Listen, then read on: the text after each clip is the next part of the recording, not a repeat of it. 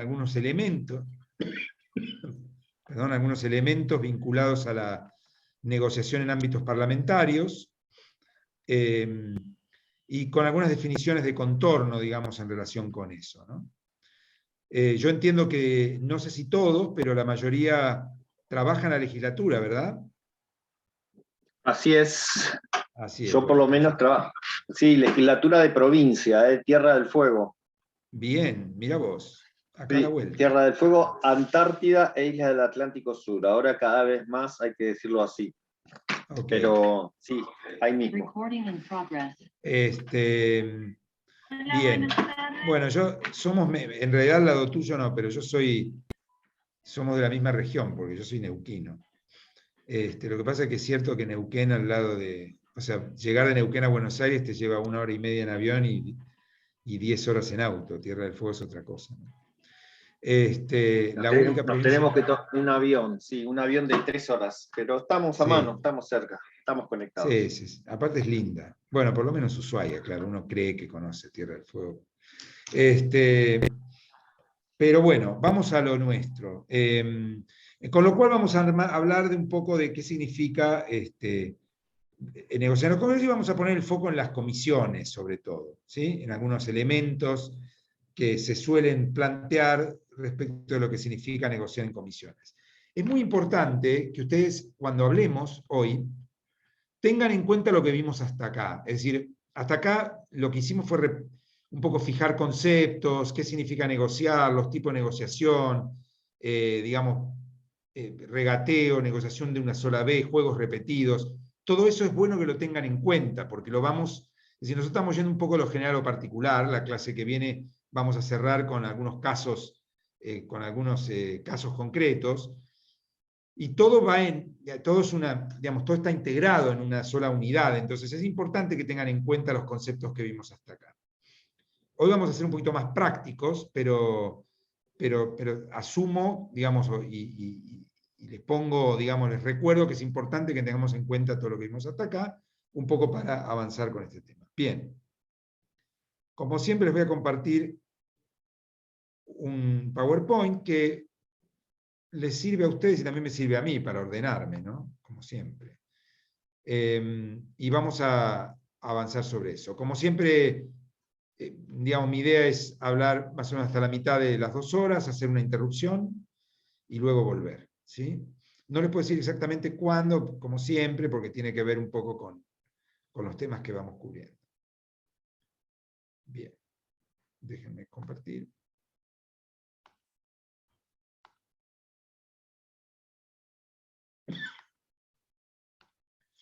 Muy bien, ¿están viendo, verdad? Sí, se ve bien, profesor. Bueno, ahora lo van a ver en modo presentación. Bueno, vamos a hablar un poco de la construcción, la negociación y la construcción de consensos en ámbitos legislativos. La política, digamos, hay una definición de entrada que hay que dar.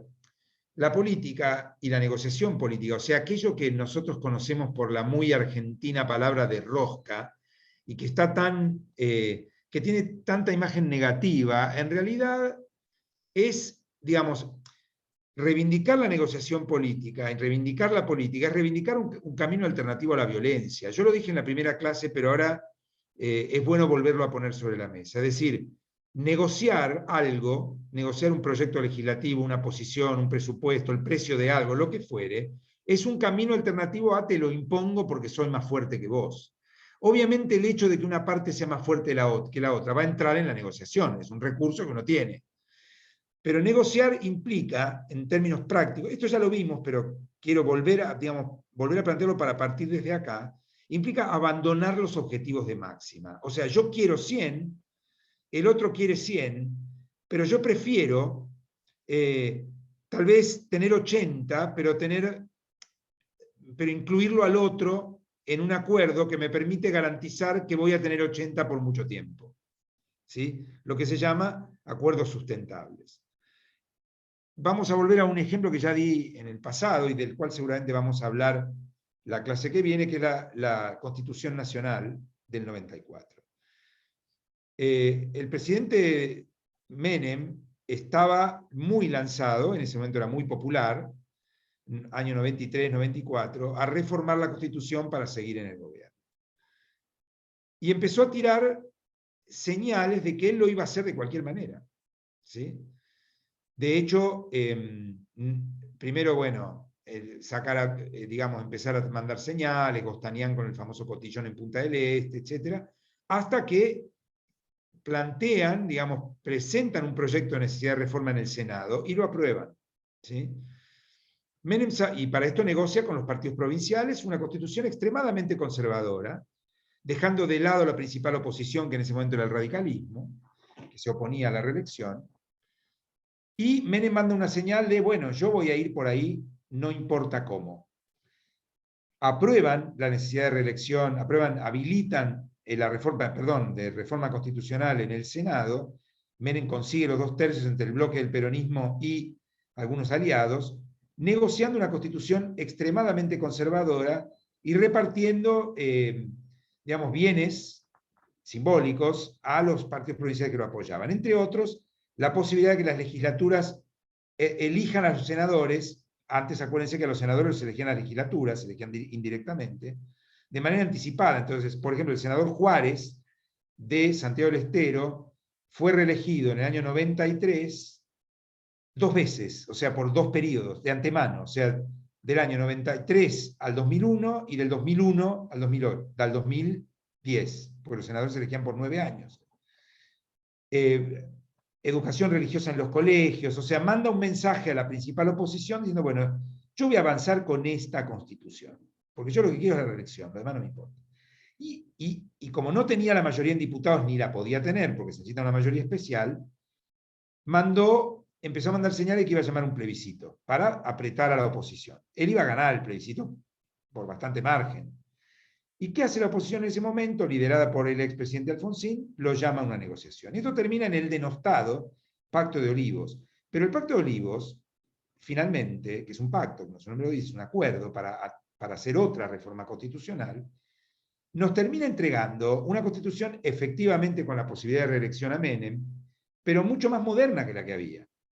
Se dejaron de elegir indirectamente el presidente y los senadores, los porteños pudimos elegir al jefe de gobierno, la ciudad de Buenos Aires adquirió autonomía, bueno, y los radicales obtuvieron algunos, como toda negociación política, algunos bienes digamos, que lo favorecieron. Bueno, primero la elección del jefe de gobierno, que en ese momento favorecía el radicalismo, de hecho ganó el radicalismo, el Senado por la minoría, y otra serie de cuestiones. Se quitó la necesidad de ser católico para ser presidente, o sea, de ser públicamente católico para ser presidente, se incorporaron pactos internacionales, o sea, no hay duda de que tenemos una mejor constitución que la de 1853. Y esto fue el producto de la negociación como camino alternativo a la imposición violenta. Entonces, la política es eso. La política es encontrar, es un hijo de la modernidad, y es encontrar un instrumento alternativo a la violencia. No hay que olvidarse de eso, ¿sí? Y es negociar, es reducir objetivos de máxima. Bien, dicho esto, vamos a hacer un par de elementos ya focalizados en el Congreso, pero un par de definiciones de contexto también. Lo primero que hay que entender es que el Congreso no es un espacio democrático. ¿Y qué quiero decir con esto? Lo digo a propósito, así un poco provocativamente. En el sentido de que no todos los legisladores valen lo mismo. Y esto, cuando uno trabaja en un Congreso, en una legislatura, lo sabe, ¿sí? Por supuesto que en el recinto valen lo mismo. Pero si uno se quiere dedicar, yo siempre, mis estudiantes en la universidad, a los que les interesa el tema Congreso, le digo, bueno, lo primero que no tenés que mirar es lo que pasa en el recinto. Por supuesto que lo tenés que mirar, pero no es lo más importante, ¿sí? Para entender cómo funciona, cómo se aprueban leyes, para entender cómo produce el Congreso lo que produce, que son leyes, ¿sí? Leyes o declaraciones, bueno, leyes como el corazón de su trabajo, no hay que mirar el recinto. Obviamente hay que mirarlo, pero no hay que mirar el recinto como el elemento más importante, ¿sí? ¿Dónde hay que poner el foco? Bueno, en todas las instancias previas al recinto, al plenario, ¿sí? Y básicamente esos son las comisiones y los bloques, ¿sí? Las comisiones es el lugar donde institucionalmente se negocia lo que el Congreso fabrica, que son leyes, ¿sí? Otras cosas también, pero típicamente leyes. Ahora, no es el único lugar donde se negocian las leyes. De hecho, las leyes muchas veces, muchas instancias de negociación son afuera del Congreso. ¿Sí? Entonces, volvemos a la definición inicial. El Congreso no es un ámbito democrático en el sentido que obviamente es uno de los... No quiero que se confunda, no estoy diciendo que no tiene que ver con la democracia. Lo que estoy diciendo es que no son todos los legisladores iguales. ¿Sí? Yo me acuerdo un par de amigas y amigos que los eligieron en la última elección, que nunca habían sido diputados o diputadas, y claro, entonces no, voy a presentar, tal, todos creen que van a cambiar el mundo, digamos, ¿no? Por supuesto. Todos creemos que cuando llegamos a algún lugar vamos a cambiar el mundo. También cuando tenemos un cargo público en el Poder Ejecutivo, sí, yo voy a hacer los grandes cambios. Después la mitad de tu trabajo es, no hay agua en tal lugar, no se pagaron los sueldos, en fin. Pero en el Congreso, mis amigos decían, no, y voy a cambiar esto. Y yo dije, mira, ¿por qué no? Primero entras, te vas a dar cuenta que bueno, no es que haces lo que querés. Digo, más si sos un diputado que recién entra, 4 copas. Es decir, no, digamos, doy este ejemplo para usarlo como metáfora de aquello que queremos marcar conceptualmente. Cualquier legislatura no es un ámbito democrático en el sentido de que no todos sus integrantes tienen el mismo poder. No es lo mismo un legislador raso que un legislador que es presidente de bloque, obviamente que el presidente de la Cámara, que los presidentes de comisiones. Entonces los poderes no están distribuidos equitativamente. Y cuando decimos poder, ¿qué decimos? Bueno, 4 cosas. Poder de agenda, o sea, poder armar la agenda legislativa, ¿sí? Es decir, poder decidir qué entra y qué no entra, ¿sí? Eso es básicamente, es muchas cosas, las comisiones todas, ¿sí? Pero me quiero referir ahora más específicamente a eso. La Comisión de Labor Parlamentaria es básicamente la que tiene el poder de decidir qué va al recinto y qué no. Los presidentes de cualquier comisión pueden cajonear proyectos, ahora vamos a ir más específicamente a eso, y los presidentes de bloques, bueno, que son los que están en la Comisión de Labor Parlamentaria, finalmente son los que deciden la agenda. Pero también tiene poder de agenda sobre el Congreso, en la legislación argentina, el Poder Ejecutivo, en el Congreso Nacional y en casi todas las legislaturas provinciales. Es decir, el Poder Ejecutivo tiene un enorme poder de agenda. ¿Sí? Por ejemplo, en las sesiones extraordinarias en el Congreso Nacional, no sé si todas las legislaturas son iguales, en todo caso ustedes me pueden ilustrar en ese sentido, pero en el Congreso Nacional el presidente, el Poder Ejecutivo, tiene un enorme poder de agenda en las sesiones extraordinarias, que solo se tratan proyectos, primero, que solo las puede convocar el Poder Ejecutivo, y que solo se tratan proyectos que vienen del Poder Ejecutivo. No siempre fue así. Digamos, en las reformas constitucionales, entre comillas, pues fueron hechas, digamos, digamos, en un gobierno autoritario, cuando no regía la Constitución, de 1972, diseñadas por el ministro del Interior del presidente Lanusse de esa época, un radical, Arturo Monroy, se plantearon varias cosas, todas con la intención de evitar que el peronismo gane o de debilitar al gobierno peronista en el caso que el peronismo gane.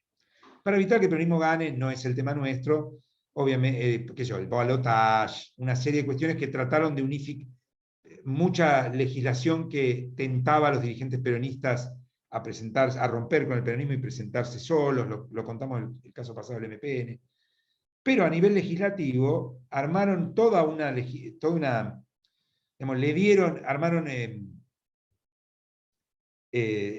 la reglamentación legislativa con la que el nuevo Congreso iba a iniciar en 1973, planteaba un Congreso extremadamente poderoso en relación a la histórica Argentina.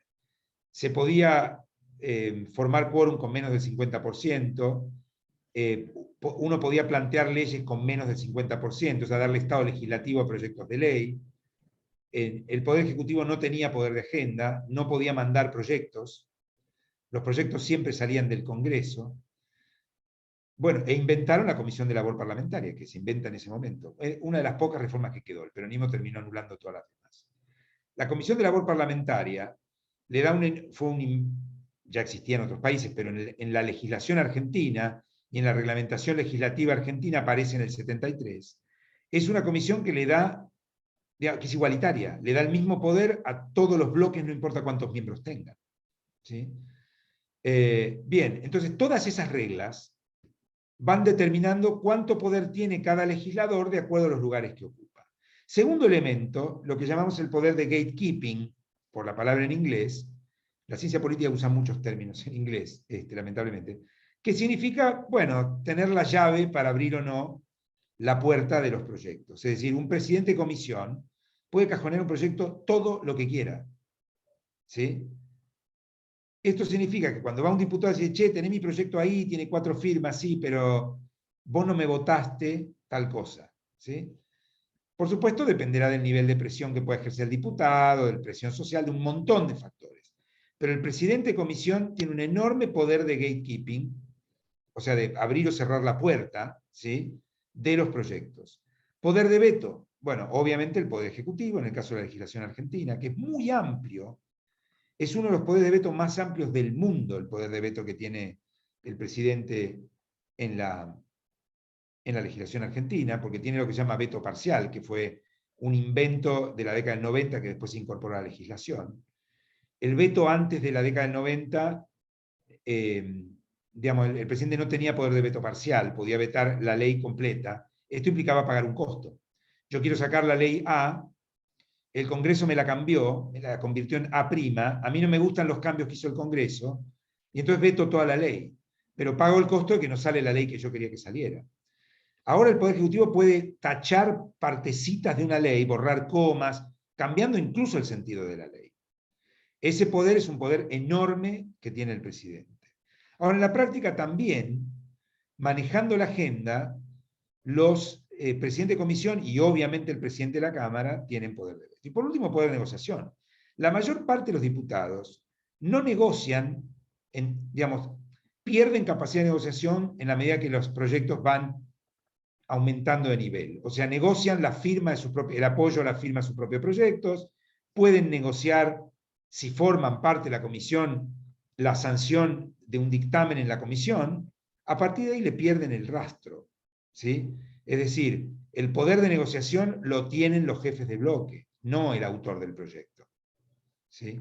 Entonces, lo primero que tenemos que tener en cuenta, como planteo inicial, es que en el Congreso no todos los diputados, diputadas, senadores, senadoras tienen el mismo poder. Y esto vale para las legislaturas. ¿Sí? Por eso decimos, lo dice la literatura, no lo digo yo, el Congreso no es un ámbito democrático. Insisto, está dicho a propósito así, para ser provocador. No es que no sea una institución democrática, es la institución de la democracia, pero no es un ámbito en el que todos los legisladores valen lo mismo. Bueno, ¿cuáles son? Esto es una síntesis muy cerrada, pero ¿cuáles son los espacios, niveles de la negociación parlamentaria? En primer lugar, adentro del bloque. ¿Sí? Diseño, armado de proyecto, búsqueda de firmas, lograr que el jefe de bloque no me ponga un veto al proyecto, otro poder de veto del jefe de bloque. Che, no, eso no va en línea con lo que estamos planteando, bajalo. El poder del jefe de bloque sube mucho cuando, el poder de veto del jefe de bloque sube mucho respecto a los legisladores cuando estamos hablando del bloque oficialista, porque el jefe de bloque primero se subordina en general al Ejecutivo en algunas cosas, y eso le aumenta su poder interno dentro del Parlamento. El otro espacio es en las comisiones, cuando el proyecto logra las firmas y se convierte en un proyecto ya ingresado a la Cámara, bueno, va a las comisiones. ¿Sí? Enormísimo poder del presidente de la Cámara, ¿sí? Que manda el proyecto a las comisiones, lo vamos a decir en latín, que se le canta. ¿Sí? Esto no es neutral. Por supuesto, todo esto se negocia, no es que el presidente hace lo que quiere, ¿no? Sabe que tiene límites, que tiene que negociar con los otros bloques, pero en principio tiene el poder de mandar el proyecto a 1, 2, 3, 4, 5 comisiones. ¿Sí? Con ciertas restricciones, no puede hacerlo, no puede mandar el proyecto, digamos, un proyecto que implica, un proyecto, por ejemplo, que implica aumento de impuestos a la Comisión de Cultura, porque tiene mayoría ahí. No puede hacer eso.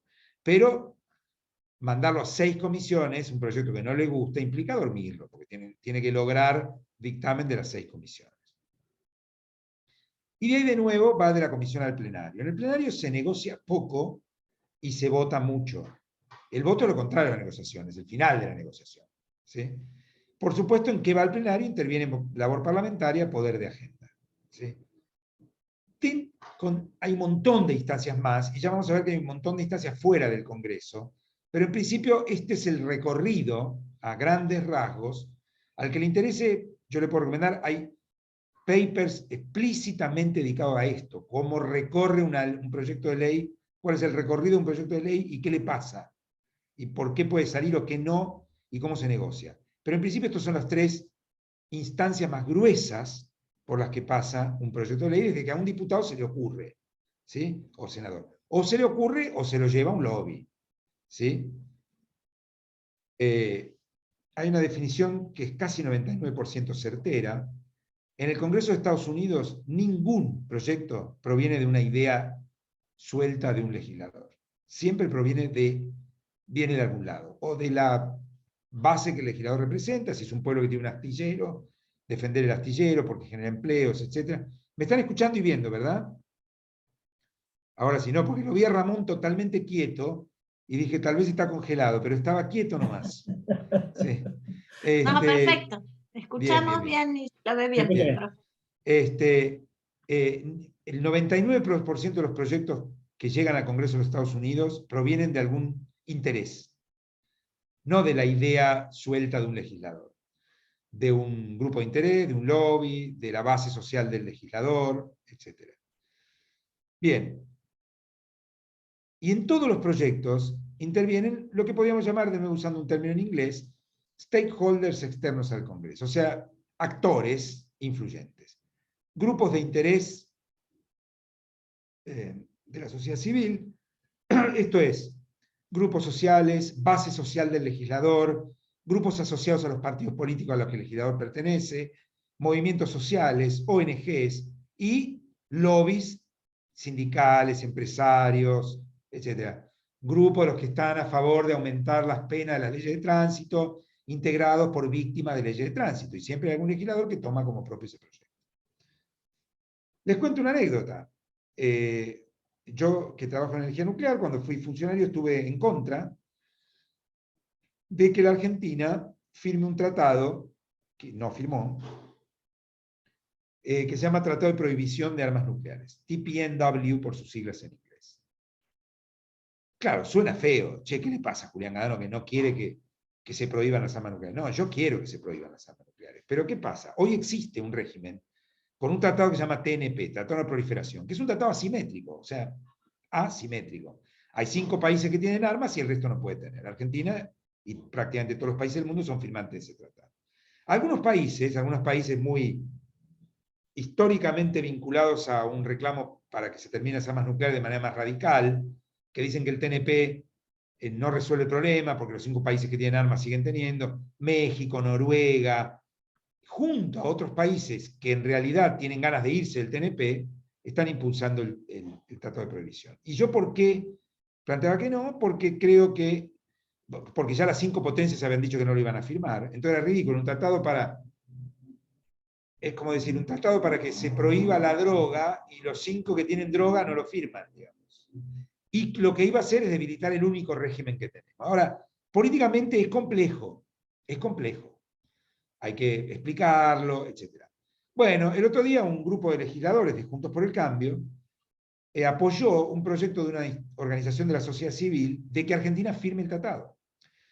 Y claro, yo tuve la dificultosa tarea de explicarles por qué no, y los legisladores me decían, pero escúchame, ¿estás o no a favor de la prohibición de armas? Sí, estoy, pero esto no lleva a nada. Bueno, no es que todos los lobbies, y digamos, yo tengo mucho respeto por ICANN, que es esta institución, es un grupo, una red de ONG de varios países, que lo hacen convencidos, y no tiene nada de malo, y no lo hacen por especular.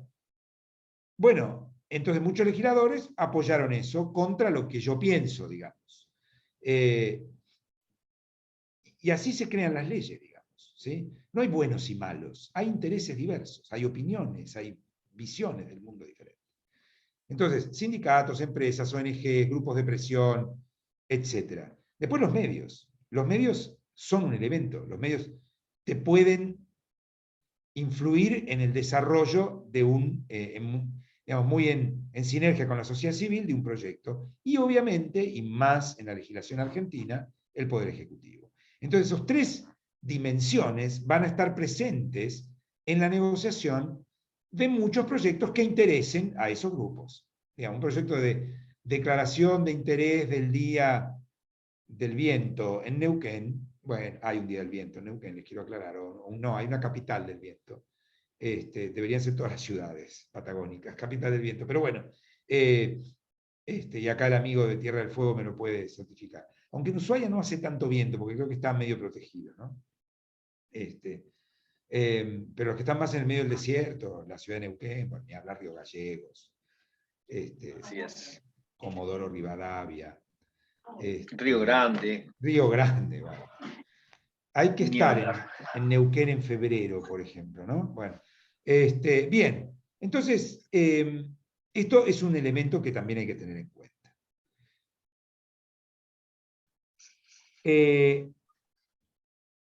Bueno, una primera mirada al proceso esta es una foto vieja, la tendría que cambiar, es una foto cuando todavía las mayorías legislativas eran otras. Bueno, en fin. No fue un fallido, es simplemente que la foto estaba vieja. Bueno, digamos, uno puede suponer, si solo mira, o sea, alguien que no entiende cómo funciona un congreso, dice, ah, sí, miro lo que pasa en el recinto. Entonces, lo que ve en el recinto, que hay un debate fuerte, todos piden la palabra, señor presidente, el diputado propinante, faltó a la ética, cuestión de privilegio, bueno, ya, digamos, por algo los congresos también se llaman parlamentos. Eso es una puesta en escena, y no lo digo negativamente. Siguiendo una tradición grecorromana, el parlamento es una puesta en escena hacia la sociedad. Ahora, ahí no se negocia nada. Entonces, efectivamente, lo que ahí hay es un debate, y acordémonos antes, Alfredo Palacios, grandes oradores en el Congreso, Alfredo Palacios, bueno, no se negociaba nada, ya estaban los votos, los porotos poroteados. Hay veces que no, pero típicamente es así. Entonces, a veces se alcanza un acuerdo, a veces no, pero eso no ocurre en el recinto. ¿Sí? De hecho, el mejor ejemplo de eso es que es muy raro que los gobiernos, los oficialismos, perdón, pierdan votos, pierdan elecciones en el recinto. En Argentina hubo 3 excepciones únicamente a nivel, desde el 83 para acá, a nivel federal. La ley Mucci, se la deben acordar quienes tienen varios años, la ley de reforma sindical que quiso aplicar Alfonsín, se la llama con el apellido de su ministro de Trabajo, que perdió por un voto, senador neuquino Elías Zapag, ¿sí? Que le había prometido a Alfonsín que se la iba a votar y a la tarde le votó en contra. La famosa 125, que el gobierno ya no tenía ningún diálogo con el vicepresidente en ese momento, entonces no pudieron evitarlo. Y ahora el presupuesto 2022. No hay más casos. Alfonsín, Cristina Kirchner y Alberto Fernández. ¿Por qué? Porque el gobierno o no lleva proyectos para perder, o cuando ve que los va a perder, los negocia para ganar. O sea, eso es un buen indicador de que en general, cuando las cosas llegan al Congreso, las mayorías legislativas no pierden. Mejor dicho, los oficialismos no pierden. ¿Sí? Aunque sea minoría, o no presentan el proyecto o lo negociaron para que salga negociado con la oposición. Ese es un indicador de que en los recintos se vota, pero no se negocia. No es que no se negocia, hay pasilleo, ustedes trabajan en la legislatura, todo, cuarto intermedio, hay miles de cosas, porque nada es perfecto en esta vida, pero típicamente la instancia de negociación no es el recinto. ¿Sí? El plenario entonces es una puesta en escena de un conversatorio para la opinión pública. De ahí el nombre parlamento, pero la negociación típicamente es previa. Insisto, el mundo no es perfecto y no significa que no se negocie durante el recinto, por supuesto, muchas veces pasa, alguien dice, che, bueno, vamos a cambiarle tal cosa, etc. Quien impulsa un proyecto, asumimos, quiere que se apruebe, ¿sí? Por diferentes motivos. Por convicción, porque el legislador viene de un mundo en el cual viene de un colectivo que está convencido de que hay que aprobar X proyecto, feminista, ambientalista, industrialista, no importa cuál, para pagarle a la Constituency, o sea, para pagarle a su electorado, pagarle en un sentido metafórico, digamos, para satisfacer a su electorado, algún derecho laboral, si es un diputado sindical, no importa, su provincia, su región. Por ejemplo, la ley de zonas frías, que a mí me parece muy mala ley, por cierto, pero fue votada por todos los legisladores que vienen de la zona fría, de ambos bloques. ¿Alguien hizo una pregunta? No. No. Grupos de interés diversos. Bueno, muchas veces es necesaria una solución negociada. Esto es, como dijimos antes, abandonar los objetivos de máxima. Negociar es, yo quiero comprar solo helado de chocolate, mi familia no. Bueno, vamos a ver, mitad y mitad, dónde vamos a vacaciones. Eso es abandonar objetivos de máxima. Y ahí se abre el proceso negociador, digamos, donde se descubre un ejercicio muy activo, muy intenso en el seno de las comisiones, donde los miembros del Congreso, pero también otros stakeholders, participan, negocian, hablan en un proceso muy complejo de construcción de una ley. Por eso voy a poner el foco hoy, si bien no es el único, pero cuando el tiempo es limitado hay que elegir, en lo que pasa en una comisión.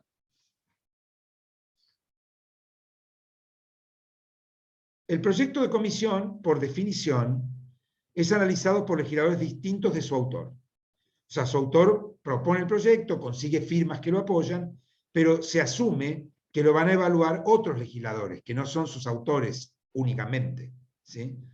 Y en conjunto con otras iniciativas con el mismo tema. O sea, el presidente de comisión, si es un buen presidente, va a decir, bueno, a ver, yo tengo este proyecto de la senadora Crexel, pero se parece mucho a un proyecto de la senadora Gladys González, ambas del interbloque Juntos por el Cambio, pero también se parece mucho al proyecto del,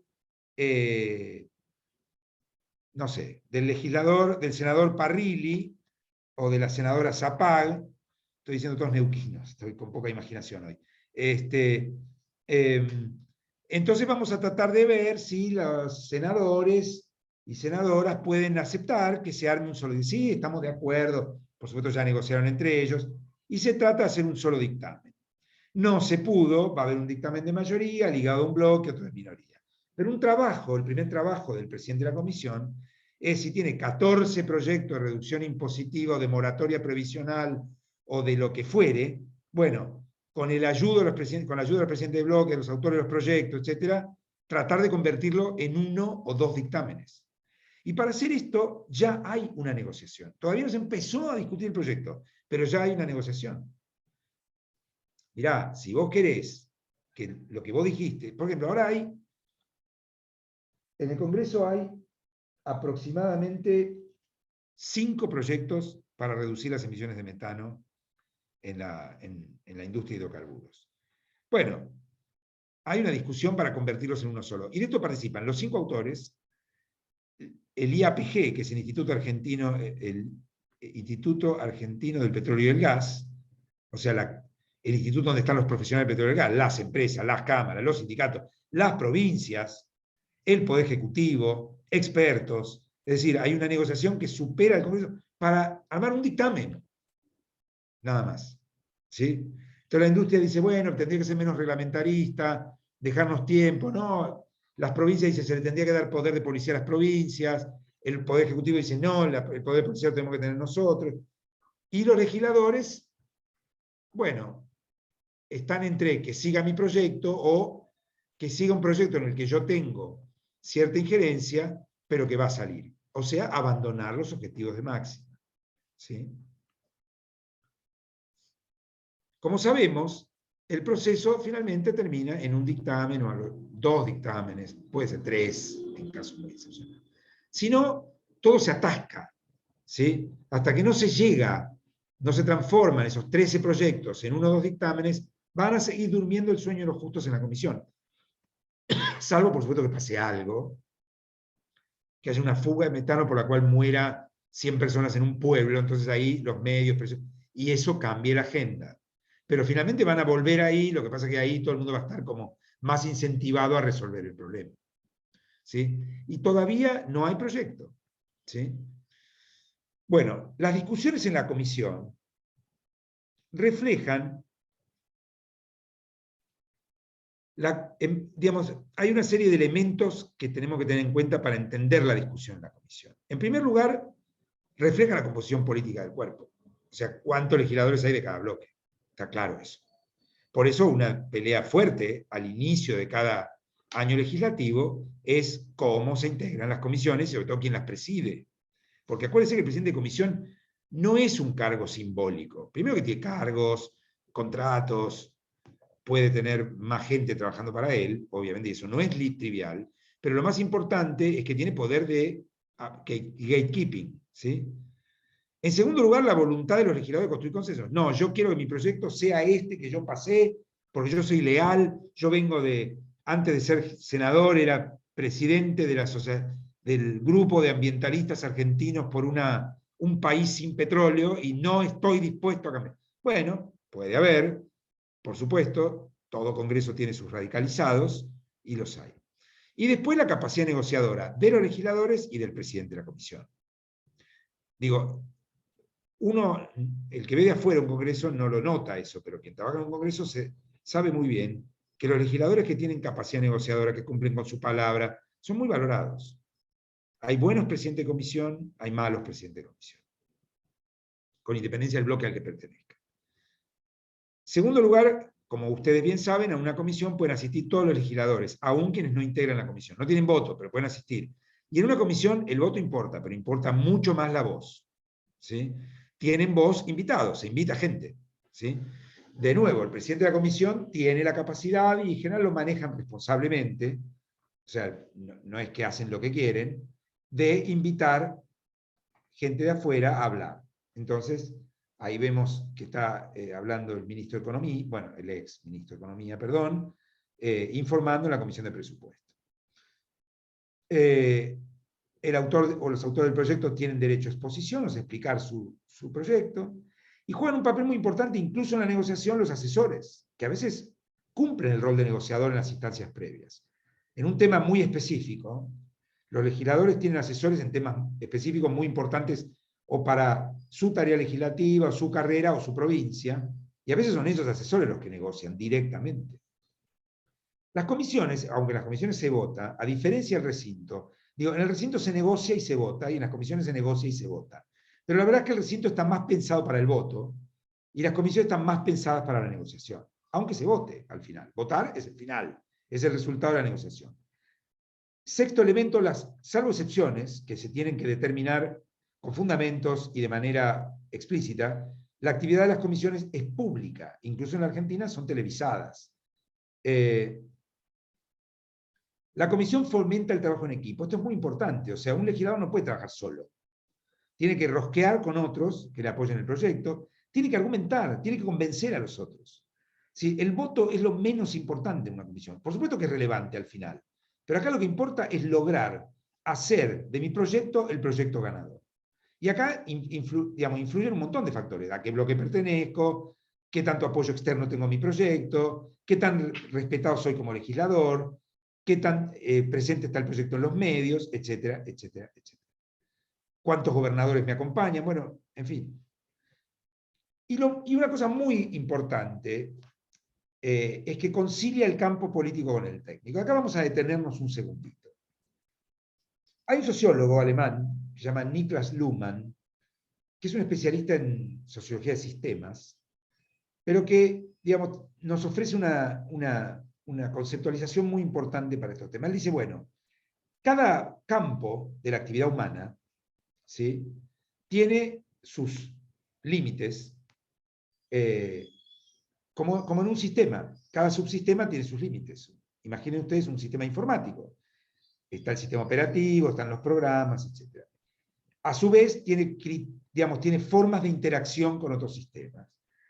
Y ese sistema adentro funciona, Luhmann toma, imagina la sociedad, trata de simplificar el funcionamiento de la sociedad, mirando cómo funcionan los sistemas informáticos. Y todo campo, todo subsistema, tiene un código binario que lo identifica.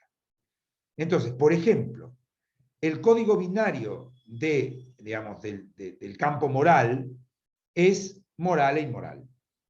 Uno no negocia con la moral, ¿sí? Robar está mal. Si uno es católico, practicante, hay 10 pecados capitales. Los pecados capitales son pecados capitales, no los podés hacer, ¿sí? Robar está mal, no sé, en los códigos morales de una pareja, cada vez menos, digamos, pero en principio una pareja monogámica, ser infiel está mal, matar está mal, etc. ¿Sí? El mundo, el campo científico se mueve por el código binario verdadero o falso. ¿Sí? Hipótesis nula, hipótesis alternativa, esto es verdadero, esto es falso. Demostré, digamos, contrasté y logro mostrar que mi hipótesis está validada. El código de la ciencia es verdadero o falso. El código del mundo técnico, ¿sí? Esto es correcto o incorrecto. ¿Esta máquina va a funcionar o no? En el mundo legal, en el campo legal, es legal o ilegal. Yo me acuerdo, por ejemplo, lamentablemente para mí pasé por varios juicios, ¿sí? Juicios comerciales, cuando alguna vez tuve la mala idea de tener consultora con socios, divorcio, bueno, no, ningún juicio muy anormal, pero juicios.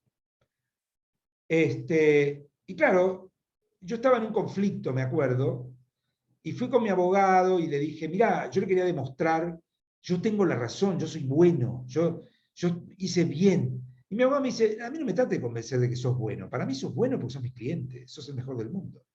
Y yo me la creo. Ahora, vamos a ver qué muertos tenés en el placar. Yo dije, ¿cómo que muertos? Y claro, por ejemplo, en un juicio, digamos, en una empresa, ¿cuándo presentaste tarde un balance? ¿Qué error formal cometiste en no sé qué cosa? Si hiciste, si tal cosa no pagaste el impuesto al no sé qué. Bueno, pero si eso fue de mala fe, a mí no me importa, pero te van a ir por ahí. O sea, si lo que hiciste es legal o ilegal. Así funciona el código binario del mundo de la ley. La política no es ni moral, ni legal, ni técnica, ni científica. El código, dice Luhmann, el código binario de la política es gobierno-oposición. ¿Qué significa esto? Visión A o visión B de cómo podemos resolver un problema. Por supuesto podría haber una visión C o D, lo estamos simplificando. Y acá no es verdadera o falsa, son dos formas, y más en democracia. ¿Sí? No es correcta o incorrecta, ¿sí? Y no es moral o inmoral. En el Congreso se juntan dos campos, en realidad más, pero sobre todo dos, el legal con el político. Porque el Congreso fabrica leyes, produce leyes, ¿sí? Y las leyes tienen que consistir con el resto del cuerpo legal que hay en el país. No pueden violar la Constitución, si derogan otras leyes hay que explicitarlo, bueno, etc. Y la política responde a otros códigos, responde, no, mira, yo quiero hacer esto porque quiero demostrarle a mi público que estoy a favor de tal cosa. Y entonces los asesores legales me dicen, bueno, pero esto no se puede, porque no sé qué. Entonces, ¿y dónde pasa eso? En las comisiones. En la discusión previa o durante la discusión de comisiones, donde los asesores legales dicen, todo esto que están diciendo no se puede decir de esta manera. ¿Sí? Y este es un evento que no es trivial. Y por supuesto después con elementos técnicos. O sea, esta ley va a implicar que aumente la contaminación en no sé dónde, etc. ¿Sí? Es decir... Pero moral igual es. Si no, no hubiese habido un lío con la reforma laboral en el 2000 que terminó la Banelco y toda esa crisis. No, justamente, pero el problema es político. ¿Sí? Hay una frase muy provocativa de Luhmann que dice, y sobre todo en un congreso, Luhmann dice, la política tendría que ser menos moral. Y lo dice a propósito. Y después aclara, no estoy diciendo que tenga que ser inmoral.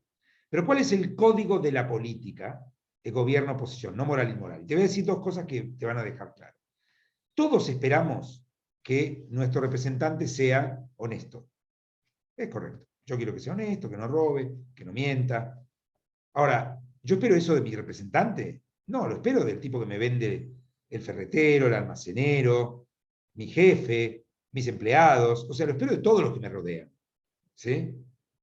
Con lo cual no es un código de la política moral y inmoral. Pero además, a veces, no funciona para la política. Si yo digo, vamos a suponer que vos, Laura, sos la representante de un bloque y yo de otro. Y yo voy por todos los medios, y hay legisladores, y sobre todo legisladoras, se me ocurren ahora un par de ejemplos, de los dos lados de la política, que usan esto. Si yo voy por los medios y digo, Laura Echezarreta, lo que voy a decir no es cierto, no lo pienso, claro. Laura Echezarreta es una delincuente, es una vergüenza que esté en el Congreso argentino, tendría que estar presa, purgando condenas eternas por lo ladrona que es. Y yo espero, y no voy a parar, y espero que antes de morirme, verla entre rejas como se merece. Y lo digo en actos, mi constituency sacada, sí, que vayan en cana, que se vayan todos, rejas, bueno. Nada, y yo digo eso. Y luego, la política avanza, es dinámica, y resulta que yo estoy a favor de que se apruebe la ley de, vamos a poner un ejemplo muy impactante en los medios, la ley del aborto en la Argentina, pero no tengo mayorías. Pero resulta que tu bloque, Laura, con el cual consigo mayorías, tiene un proyecto que se parece mucho al mío. Cambiándole 2 o 3 cosas, tenemos un proyecto ganador. ¿Sí? O de ley de alquileres, no importa, qué quieran. Para eso está el Congreso, para negociar y bajar lo que tiene. Entonces yo voy y me siento con vos. Claro, mi electorado dice, pero hijo de putas, hasta ayer decías que era una ladrona, que no querías verla acá. Y bueno, sí, pero en aras de lograr... Es decir, el código moral e inmoral no es un código de la política. Yo espero que todos los representantes y todos los políticos sean honestos, pero eso no tiene nada que ver. Obviamente lo espero de todo el mundo. Pero la política no se mueve con códigos morales, porque el código moral implica no negociación. Pero la política no es además tratar de cambiar la forma de pensar de la sociedad en un momento determinado. Por supuesto, pero no hay una. Vos Entonces y yo estás podríamos... impulsando un proyecto.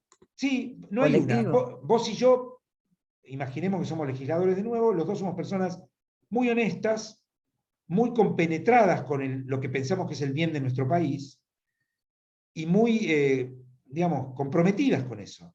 Pero pensamos diferente. Yo creo que hay que, vamos a poner un ejemplo, que para que la Argentina salga de su crisis, hay que liberar los controles que el Estado tiene sobre el mercado, y hay que tener el Estado menor posible, y entonces hay que derogar todas las leyes que regulan los mercados. No es que piense eso, pero lo estoy exagerando. Y vos, por el contrario, pensás que el Estado te salva, que todas las empresas grandes tienen que ser públicas, que hay que estatizar desde Techint hasta el kiosquito acá a la vuelta. Bueno, estamos en posiciones diferentes, pero no sos vos mejor que yo, ni yo mejor que vos. Obviamente nuestra constituency la vamos a activar diciendo, hay que hacer todo lo posible por parar el intento de Echezarreta y sus secuaces, de bla, bla, bla. Después yo me tengo que sentar a negociar, como esto es lo que pasa en el Congreso.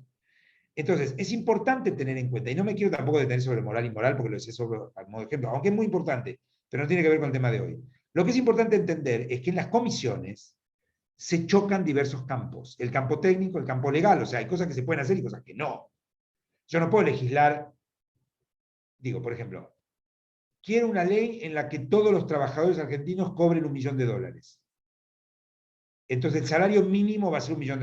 Me van a parecer economistas, me van a decir, mirá, no, o sea, no es posible. No, pero sí, yo soy legislador, tengo la total autonomía. No, no podés. O esto, no, porque esto viola la Constitución. O viola un pacto que la Argentina firmó con otro país. ¿Sí? Eso es lo importante. Para salir de lo moral y moral, Laura, que es una discusión que a mí me encanta, pero no quiero quedarme ahí, porque creo que es clave para entender cómo funciona la política. La política no funciona con el código moral y moral. Y moralizar la política es un problema. O sea, yo tengo que decir respecto del otro, me parecen pésimas sus propuestas. Pero no puedo decir, es una mala persona por eso. Después tal vez es una mala persona, pero por otras cosas. El mundo está lleno de malas y de buenas personas. ¿Se entiende esto? Sí. ¿Laura? Sí, sí, sí. Ok, si querés después la seguimos, pero no quiero... Lo importante acá es que en la comisión es en el momento donde se limpian los chispazos entre los diversos campos a los que se enfrenta el proceso negociador de una ley. El campo político, que es el principal impulsor, pero también el campo técnico, legal, o sea, no se puede hacer cualquier cosa. No puede haber una ley que diga que las vacas vuelen. ¿Sí? Como dijimos, en el plenario se vota y en la comisión se discute y se negocia. Bien, este es un buen momento para interrumpir un ratito. Son las 5 menos 5. Nos volvemos a encontrar 5 y 10, si les parece. Voy a verles las caras. Perfecto. Un segundo. Muy bien, entonces hacemos un break de 15 minutos y nos volvemos a encontrar dentro de 15 minutos, a las 5 y 10. ¿Ok? Ahí voy de nuevo. Como decíamos entonces, en el plenario, en ambas instancias se negocia y se vota, pero en el plenario está pensado para el voto y la comisión está pensada para la argumentación. Vamos a ponernos habermasianos, ¿sí? La comisión, en ese contexto, ¿qué cosas caracterizan a una comisión de un legislativo? Está en condiciones de recibir información de los organismos del Estado, puede citar a sus reuniones a funcionarios del Poder Ejecutivo, del Poder Judicial, de otros distritos, sin mayores formalidades. Nota, vengan. Las entidades intermedias, organizaciones de sociedad civil, o sea, sindicatos, cámaras, acceden al tratamiento de los temas en un banco informal, no es necesario mucho para pedir los temas. Es decir, las comisiones, el plenario, el recinto está signado por la formalidad, las comisiones por la informalidad. Esto no significa que se hace cualquier cosa. No hay instancia de negociación más regulada que un congreso, ¿sí? Pero en ese contexto, y comparado con el recinto, las comisiones son mucho más informales. El papel de la comisión es recibir y procesar el material que acercan los particulares en relación a un proyecto, o sea, a enriquecer el proyecto, ¿sí? Los asesores reciben a las personas interesadas, informan a las personas e informan a los legisladores autores del proyecto sobre los elementos que han aparecido de otras instancias, stakeholders, otros diputados, el bloque, etcétera, sobre el proyecto. Hoy están muy instalada la práctica de las audiencias públicas, también se pueden organizar, una comisión puede organizar una audiencia pública. Siguiendo a Fisher, ¿se acuerdan de Fisher? Que les cité varias veces en las clases anteriores. En una comisión, abro comillas, se concilian intereses, ¿sí? Con principios que ayudan a eso. Es como si el plenario fuera el juicio y la comisión son las audiencias de conciliación. Rigen los principios de simplicidad, oralidad, informalismo, participación, economía procesal. Y se toman en cuenta todas las opiniones, aunque por supuesto no son vinculantes, pero deben ser incluidas. En general, la mayor parte de los reglamentos de comisiones en casi todos los congresos del mundo y legislaturas de la Argentina obligan a incluir como antecedente todo lo que se dijo en una discusión de comisión, aunque no sean vinculantes, ¿sí? Son, digámoslo así, no son legalmente vinculantes, pero son socialmente vinculantes. Recordemos cómo definíamos formalmente al principio, la primera de nuestras reuniones, una negociación, algo así como un proceso de comunicación entre personas que tienen, bueno, era mucho más largo, ¿no? Que tienen posiciones diferentes, lugares comunes, etc., pero que tienen que tomar una decisión respecto a un tema o cuestión que los involucra, ¿sí? Entonces, si la negociación es eso, para generar consensos hay que argumentar y debatir. Por supuesto, ustedes me pueden decir, bueno, sí, pero al final lo que cuenta es el tamaño de los bloques y se vota. Sí, eso lo finalmente pasa en el recinto. Pero para construir un proyecto, aunque sea para perder en el recinto, ¿sí? Que, digamos, a veces llegan proyectos para perder, pero para marcar posición, con miras a las próximas elecciones, digamos, para mandar mensajes a la propia base electoral, por convicción, no importa por qué, se construyen proyectos. Para construir el proyecto funcionan y tienen un peso enorme la argumentación y el debate hacia los propios y hacia los otros. De repente, para unificar un solo dictamen, para cambiar un dictamen de mayoría bajando un par de cositas para tener un único dictamen. Es decir, si hay un lugar para la argumentación y el debate, es la comisión. En el recinto, yo no busco convencer al otro legislador. Ya está todo jugado. Yo busco hablarle a la sociedad civil en el recinto. Y hoy más que nunca, saco todo diputado, senador, legislador, tiene un asesor de medio que después le arma los pastillitas para YouTube, 30 segundos para YouTube, esto que dije, y así lo viralizamos. Eso es el plenario. En cambio, en la comisión, mi público es el otro legislador, o los stakeholders de determinado proyecto. Esto es clave, ¿sí?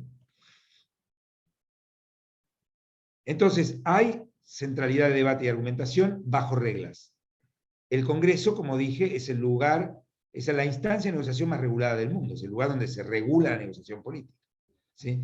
Tanto el plenario como las comisiones tienen reglas, pero las comisiones buscan la construcción de consensos, se admite la informalidad, se admite la economía procesal, etc. En cambio, en el plenario, como se va a votar, es más regulado. ¿Sí? En la comisión, entonces, hay una serie de secuencias, ¿sí?, en la construcción de un proyecto, en las cuales se regula, se organiza la interacción de los participantes. Y acá, obviamente, no hay simetría. Hay participantes que tienen más recursos para negociar, hay participantes que tienen mejores argumentos, hay participantes que están menos apurados, etc. Esto da o quita poder en una argumentación, como en cualquier discusión. ¿Sí? Bien. La negociación parlamentaria, y como estamos poniendo el foco en la comisión, particularmente las comisiones, tiene reglas, como toda, y como dije antes, el Congreso particularmente. Algunas están escritas y otras son prácticas, pero aunque no lo crean, o tal vez lo creen, porque trabajan en legislaturas, las prácticas se respetan y mucho. ¿Sí? Porque acuérdense que un legislador es un negociador en un juego repetido y construye, básicamente lo que más importa a un legislador, como persona, o sea, individualmente, es su reputación. Después pertenece a un blog que tiene mayoría o no. Pero un legislador construye su carrera como legislador. Y para construir su carrera como legislador lo que importa es su reputación. Entonces se respetan las reglas no escritas. Digamos que podemos resumirlo en 6. Libertad de expresión, ahora vamos a ver qué significa, agenda, información, participación ciudadana, deliberación razonada, y acuerdo como objetivo. O sea, el objetivo es el acuerdo, no la ruptura, aunque a veces se vaya a una comisión para romper, pero típicamente es el acuerdo. Usted me va a decir, ¿con qué se come esto? Bueno, vamos a ver uno por uno. En una comisión, en realidad en el Congreso, los legisladores son hombres y mujeres libres. Son libres de expresar sus opiniones bajo reglas. Tienen tiempos para hablar, etc. Pero pueden decir lo que quieren. ¿Sí? A las reuniones asiste mucha gente y sobre todo los legisladores tienen derecho a asistir a cualquier comisión. ¿Sí? Ahí veo que estoy muy sesgado neuquinísticamente en las cosas que hago. Ahí hablé de Zapac, de Crexel, de Parrilli. Y acá lo veo a Omar Gutiérrez, el gobernador de Neuquén, ahí adelante de todo. Esto creo que es una reunión de la Comisión de Presupuesto. Bueno, entonces, no hay límites para asistir a las comisiones para los legisladores. Los legisladores integrantes de la comisión tienen todos igual derecho a voto, se me faltó ahí el voto y voz. Los ajenos a la comisión tienen voz pero no voto. Básicamente el resumen de esto es, el legislador cualquiera no tiene que pertenecer a la comisión, puede decir lo que quiera. Y puede hablar. Bien. La comisión, hay un tema de agenda, digamos. La comisión acuerda los temas a tratar y conforma un plan de labor. Esto le da un enorme poder al presidente de la comisión, pero no poder absoluto. Tiene que negociar con los miembros de la comisión. ¿Sí? Y al presidente de la comisión le interesa eso. Le interesa tener contentos a los miembros de la comisión, negocia una cosa por otra, etc. Pero hay un tema central en el funcionamiento de la comisión, que es la organización del plan de labor.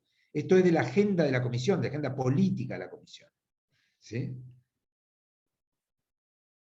Bueno, los legisladores tienen derecho a estar informados. Básicamente esto se traduce en que se espera que el personal de la comisión, que responde al presidente de la comisión, ponga a disposición de los legisladores con el tiempo suficiente toda la información necesaria para evaluar un proyecto. Toda. No solo la técnica, sino la política, antecedentes, qué otros proyectos hay, etc. Y esta información, por otra parte, es pública, no es solo para los legisladores, sino para todo aquel que quiere acceder. Se debe fomentar la participación ciudadana, esto cada vez más, además. Esto se instala cada vez más como una regla, ¿sí? Los ciudadanos pueden asistir, los stakeholders, los expertos, etc. Pueden ser escuchados, participar en mayor medida, menor medida, esto depende un poco del estilo que le da la comisión cada presidente, pero en principio se invita gente, siempre, es costumbre, es una regla no escrita, que van a participar en la reunión de comisión salvo que sean temas muy poco importantes, pero si no van a participar personas que tienen algo para decir en el tema. Bueno, esto es clave, o sea, porque uno puede decir, bueno, pero en el Congreso finalmente se vota. No, no, en la comisión se espera que los legisladores no impongan el número sin debate previo. Se favorece el debate, se espera que se busque el consenso, simplificar proyectos, si hay 3 dictámenes tratar de hacer uno solo, si no se puede, no se puede. Argumentación, búsqueda de consensos. El objetivo es el acuerdo, aunque muchas veces no ocurre, se asume que en la comisión el objetivo es lograr consensos y unificar proyectos. Para eso están, para eso se inventaron. Bien, y vamos a terminar, creo, ¿cómo estamos de tiempo? ¿Estamos bien? ¿Cuáles serían los elementos para una negociación eficiente en un ámbito legislativo? Se nota que había muchos gobernadores. Ese debe ser el presupuesto, porque acá está el presidente Heller, el presidente de la Comisión de Presupuesto, Jerry Morales, el gobernador de Salta. Bueno, por ejemplo, stakeholders, acá se discute el presupuesto, están los gobernadores. ¿Sí? Bueno, el contexto de la negociación. Es necesario conocer para negociar bien. O sea, para negociar bien yo tengo que tener información. La información es el principal recurso. Los hechos que sustentan un proyecto, pasa tal cosa, hay tal problema, no se resuelve algo, y el derecho que sustenta el proyecto. Viola una ley, no la viola, cuáles son los fundamentos legales, acuérdense, los dos campos se unen. Los antecedentes del tema, qué otros proyectos hubo, qué hay hoy, cuál es la legislación vigente, ¿sí? ¿Cuál es la jurisprudencia? ¿Dijo algo la justicia? Obviamente hay que conocer las reglas de funcionamiento de la comisión, es lo primero que tiene que entender un diputado cuando entra a la Cámara, no lo primero, pero una de las primeras cosas. ¿Quiénes van a negociar? ¿Quiénes integran la comisión? ¿Quiénes son los autores del proyecto? ¿Cuáles son las personas clave acá? ¿Quién es el que importa? ¿El que sabe? ¿El que hizo al que van a escuchar los demás? ¿Quiénes son mis aliados? ¿A quiénes perjudico? ¿A quiénes favorezco? ¿Qué coaliciones puedo armar? ¿Sí? ¿Cuánto vale mi apoyo? O sea, ¿cuánto puedo cobrar por mi apoyo? Cobrar en un sentido político, ¿no? Y cómo impactan mis intereses y en los de mis representados, y cómo me voy a comportar al final del día.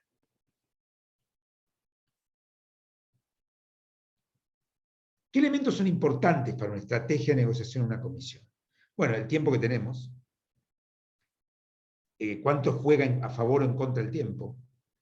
Si le juega el tiempo en contra a quien presentó el proyecto, al Poder Ejecutivo, voy a usar eso para aumentar mi precio.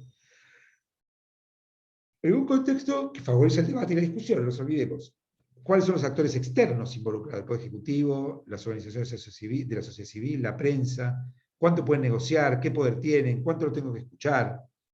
¿Y cuál es el escenario alternativo? O sea, ¿qué pasaría si no se negocia? O sea, ¿qué pasaría si no hay negociación? Esto es clave. ¿Sí? Bueno, ¿qué pasa si se pudre? O si no hay.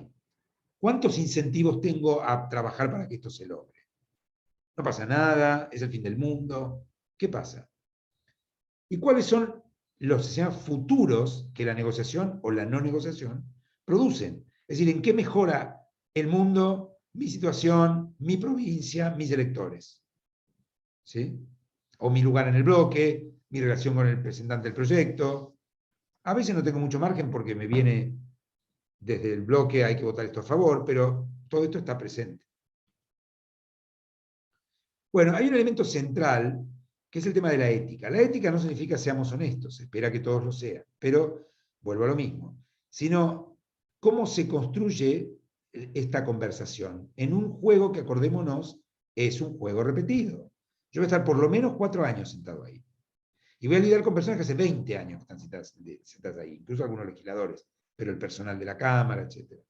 Pero aumentan un segundo porque tengo cosas en el chat, a ver si... Sí, el bloque oficialista es medio tardío, pero está muy bien, estoy de acuerdo. Sí, señor o señora. Sí, bueno, son gajes del oficio, ¿qué vas a hacer? Por eso conviene al Ejecutivo siempre. Bueno, por eso nos sirven los comportamientos que llamamos, ¿se acuerdan? One shot, ¿no? En las clases pasadas, es decir, vendo un auto usado, no me importa nada. No, no, no, porque acá un legislador básicamente lo que hace es construir reputación. Entonces, las tácticas extremas, la mentira, no cumplir con la palabra, el ocultamiento es un muy, muy, muy mal camino. A veces no nos queda otra. Pero un legislador va a tratar por todos los medios de no hacer eso. Sobre todo cuando son oficialismo, a veces no les queda otra. Pero realmente uno espera que los legisladores no hagan eso porque están en un contexto, puedo repetir, construyen reputación. Es el capital que tienen ahí adentro.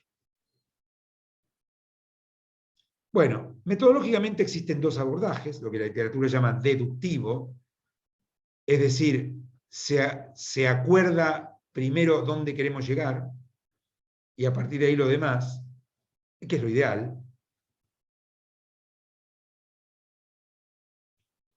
Y inductivo, acuerdos parciales, sin comprometerse en un acuerdo final. Perdón, lo dije al revés. Lo inductivo es lo ideal. Lo dije confuso. Lo deductivo es lo ideal, pero en el sentido que no es lo mejor. Es lo ideal en un mundo ideal. Eso quise decir. Esto es, uno debería decir, bueno, queremos esto.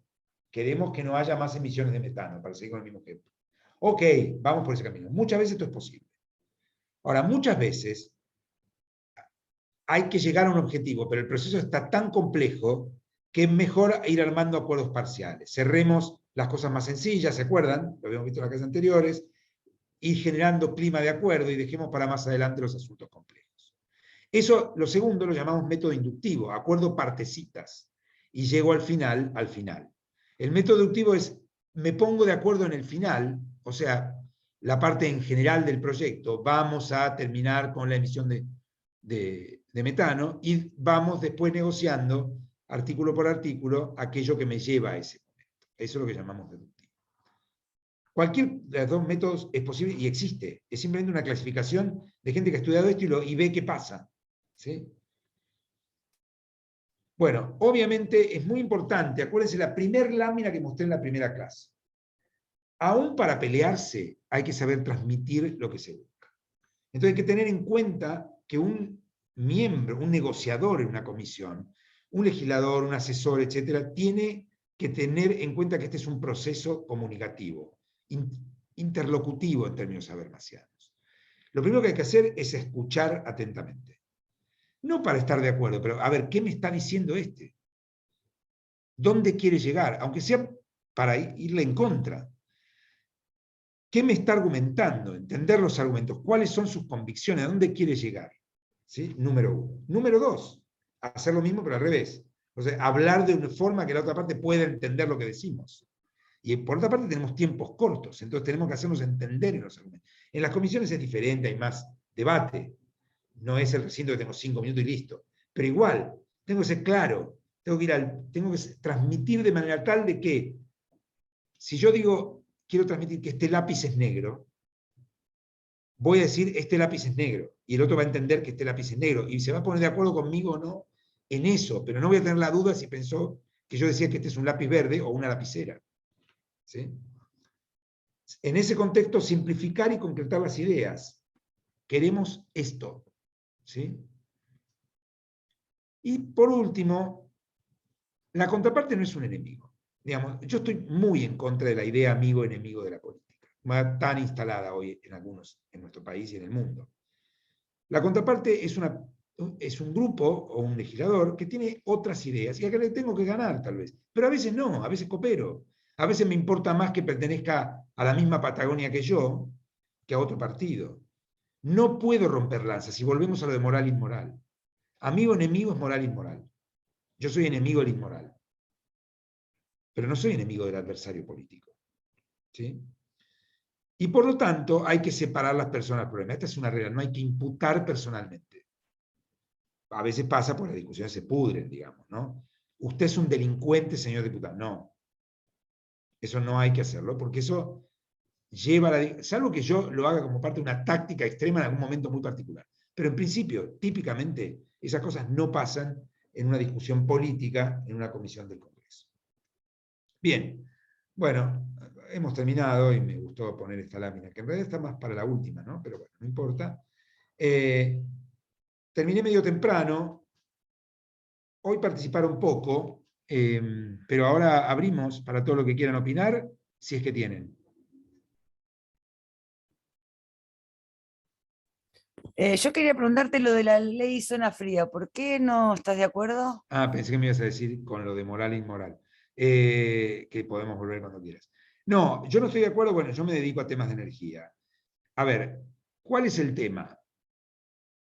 La ley digamos, ya existía en la Argentina una ley de zonas frías, que era una ley que básicamente permitía pagar menos por el gas en la Patagonia. ¿Sí? En realidad, la primera originaria ley de zonas frías regía para el sur patagónico, ¿sí? Para lugares donde hace mucho frío. Ahí hay una justificación, hasta ahí, digamos, que es que cuando hace mucho frío, bueno, hay lugares en la Argentina donde hace mucho frío. Ahora, ya hay un problema ahí, original, que es que la gente que tiene recursos, ¿por qué la estoy subsidiando? Aunque viva en zona fría. Pero bueno, dejémoslo ahí. Después, hace unos tiempos ya, unos años, se amplió la ley de zonas frías a toda la Patagonia. Yo soy neuquino. En Neuquén hace frío, no te digo que no. Hay días de 4 grados bajo cero, pero no es Santa Cruz, ¿sí? O no es Tierra del Fuego. O si querés, en la ciudad de Neuquén no es Las Ovejas, no es la cordillera. Y ahora se amplió a un montón de áreas de este país que fueron definidas como zona fría. Entonces, cuando vos tenés una ley que te da tarifa diferencial a casi más de la mitad de los usuarios, bueno, alguien paga eso. Lo está pagando el resto de los usuarios. Y vos ten en cuenta que en las zonas frías se privilegia a todo el mundo, no solamente al que no tiene dinero. Entonces es un mal criterio. Ahora, por supuesto, esa ley la votaron todos los legisladores de todos los partidos que eran de los lugares que quedaban bajo ese beneficio. Entonces, medio país hoy es considerado una zona fría. Y por lo tanto, el resto del país le tiene que pagar a ese otro mes, porque de algún lado sale. O sea, o de los impuestos o del resto de los usuarios. No hay otra. Entonces, por eso yo estoy en contra, porque cuando un beneficio destinado a alguien en particular, que ya era dudoso, pero bueno, se generaliza, es un problema. Entonces, ahora, por ejemplo, hay una iniciativa, lo mismo para la luz eléctrica, para subsidio a las zonas calientes, subsidio eléctrico en verano a las zonas calientes. Y uno dice, bueno, está bien, si se subsidia a zonas frías, y bueno, sí, en los lugares donde hace mucho calor, bajemos. ¿Y dónde pones el límite? ¿Sí? Por eso me parece... Y acá una discusión al interior de los dos bloques. Todos los expertos en tema de energía le decían a los dos bloques, no votes esto. Pero los diputados decían, sí, pero ¿cómo voy a votar en contra? Se me viene en contra la gente. Por eso, no sé, Laura, si quedó claro, digamos.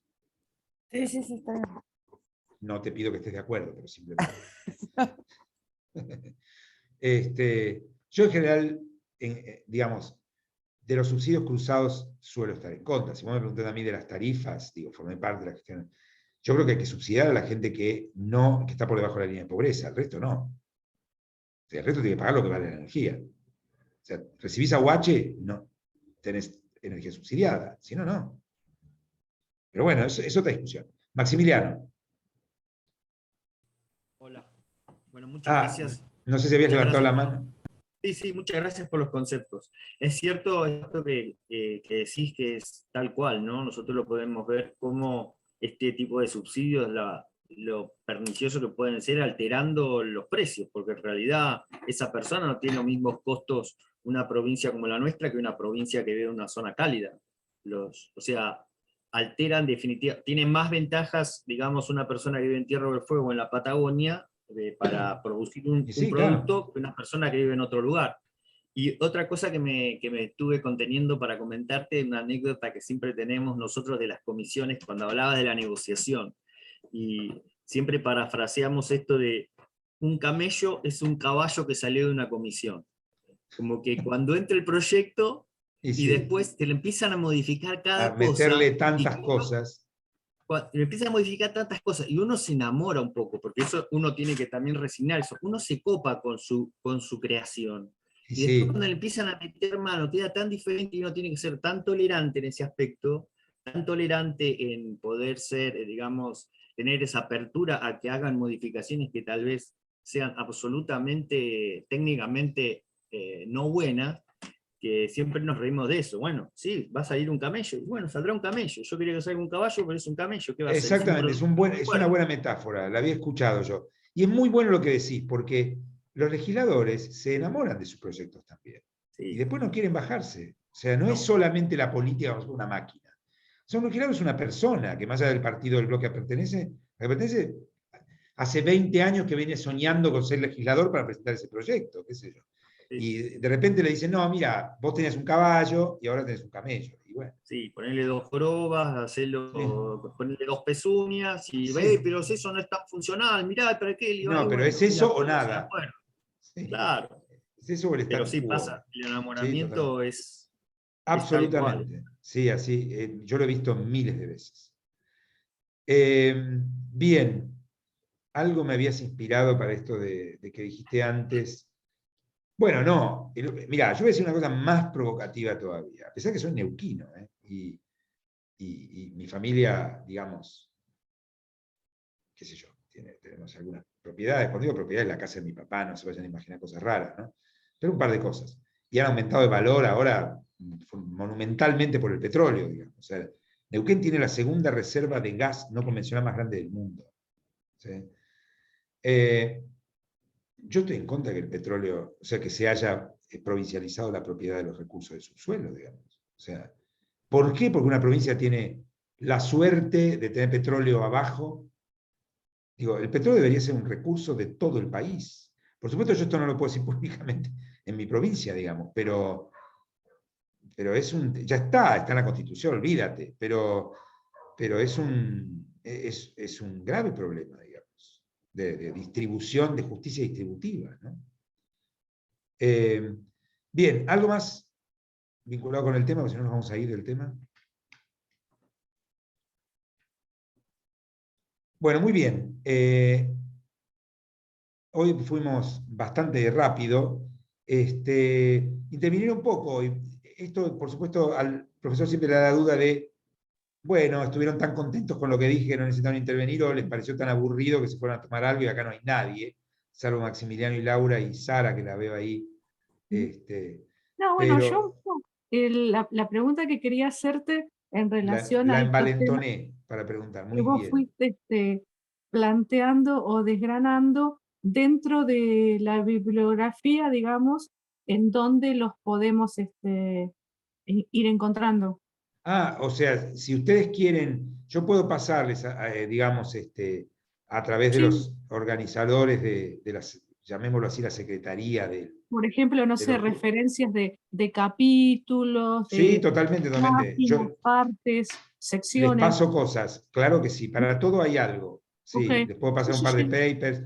Por suerte, para todo hay cosas en español, lo cual no siempre es. No hay ningún problema, al contrario, feliz de la vida. Sí, porque eso por ahí se puede subir en el sitio, viste, en una carpeta que diga material complementario y se ponen todos los archivos. Totalmente, sí. No, bien, buena idea. Para todo tengo. Yo no les di para lectura obligatoria porque me parecía que el curso no era necesario, pero les voy a dejar, sí. Pero yo te digo, yo por ejemplo, el otro día, sí, mirando, viste, los títulos de la bibliografía sugerida, yo decía, bueno, a ver, ¿cuál engancharía más con la temática de la primera clase? ¿Cuál engancharía más con la temática de la tercera? Bueno, un poco, ¿no? Como para ir... No, te entendí perfecto, es decir, un poco sugerirles qué leer en cada una de las cosas que tienen, digamos. Pero no solo eso, sino que además, por ejemplo, sobre este tema hay un par de papers muy buenos que no lo puse en lo que tenían sugerido y que lo puedo agregar también. Bien. Y por ejemplo, los casos para la clase que viene. Sí, muy bien. Lo refinamos un poco, claro que sí. Bien. Bien. ¿Algo más? Excelente. Bueno, los veo entonces en la última reunión, que es la semana que viene. Y con eso terminamos. Hasta el último martes. Hasta el último martes. Muchas gracias. Gracias. El último martes los veo. Chao. Gracias, profe.